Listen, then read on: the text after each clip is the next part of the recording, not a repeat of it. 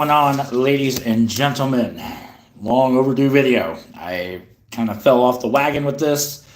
I'm hoping to get the rest of these NFL divisions done prior to the start of the NFL season here in the next week or so. But we're going to preview the AFC South in this video. We've done the East, we've done the North. We're going to rock out the AFC South in the video. And we're going to kick things off with the team I think is going to win the AFC South. This is how we've been kind of doing these videos with these predictions or whatnot.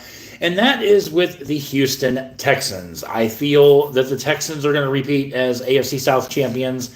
The one thing about the Texans is they're in a very weak division, which nothing against them. I think C.J. Stroud has played well his first couple years. Texans got some offensive line help in the draft.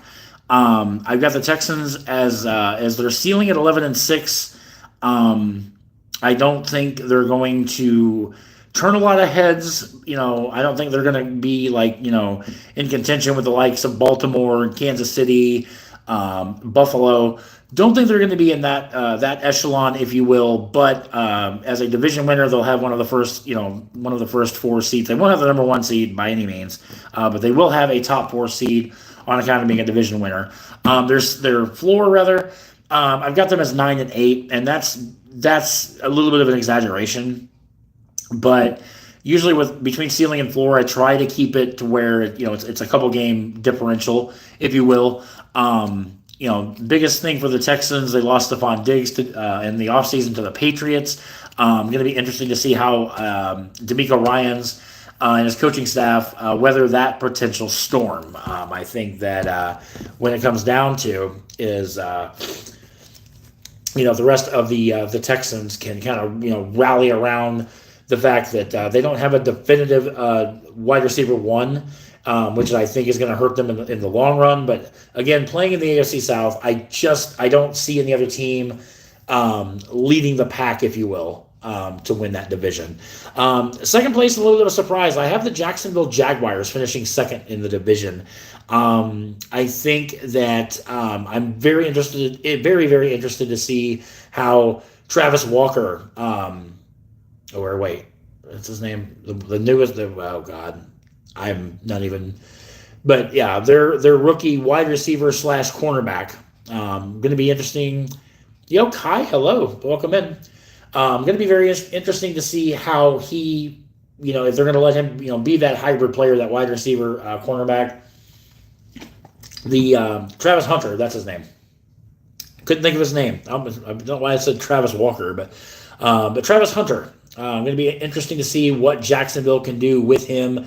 Again, if they utilize him on both sides of the ball.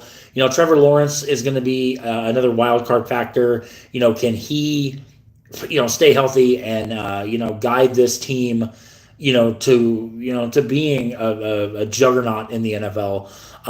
Defensively, I think, Jacksonville has a decent defense. But like I said, I just feel like that on paper, Houston's a better team. Jaguars, as far as their ceiling, I have them at 9-8. Again, that might seem a little generous, but I do see the Jaguars taking some steps in the right direction. You also have Travis Etienne in the backfield. I think he, as long as he can stay healthy, I think he can have a pretty good year. Their floor, I have them really only one off. I have them at 8-9 as their floor. I think they're going to hover around that mark. And I guess it's just going to be interesting to see what Jacksonville does.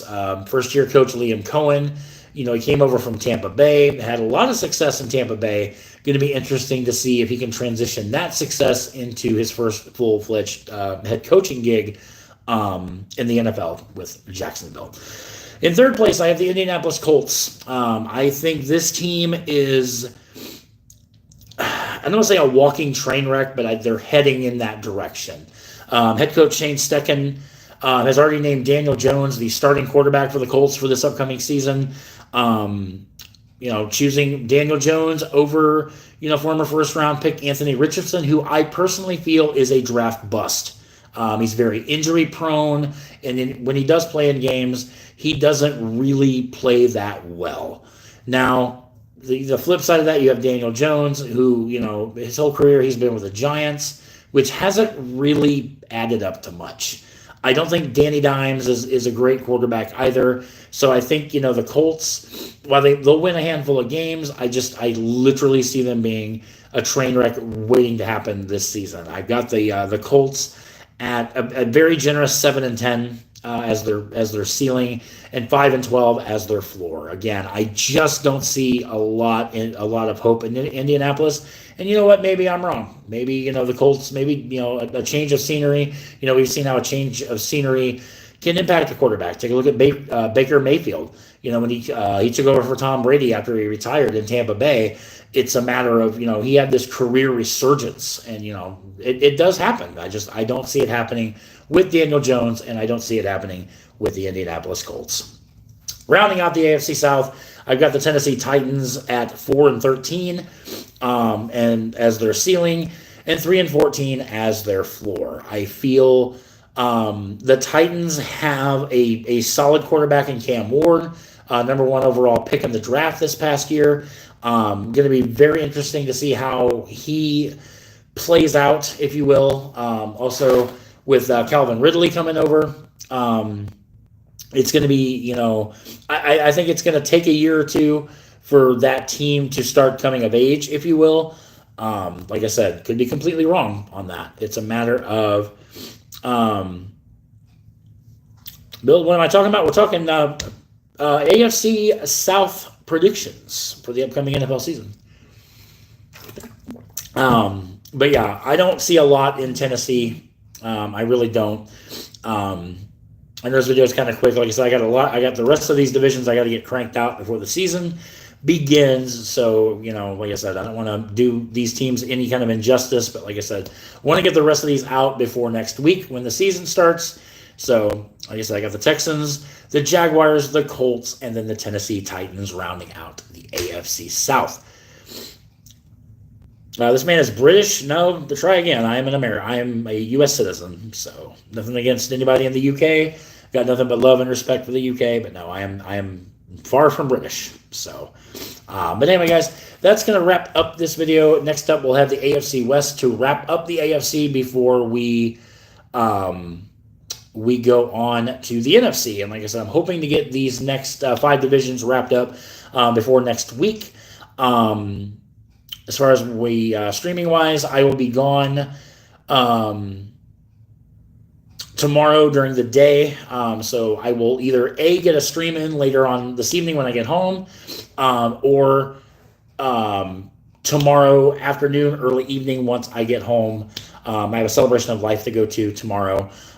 So therefore, like I said, I won't be streaming during the day tomorrow. It'll be more tomorrow afternoon, tomorrow evening. So, but with that being said, guys, make sure you guys subscribe to the channel if you have not done so already. Be sure to give this video a thumbs up if you would. It does help the channel grow.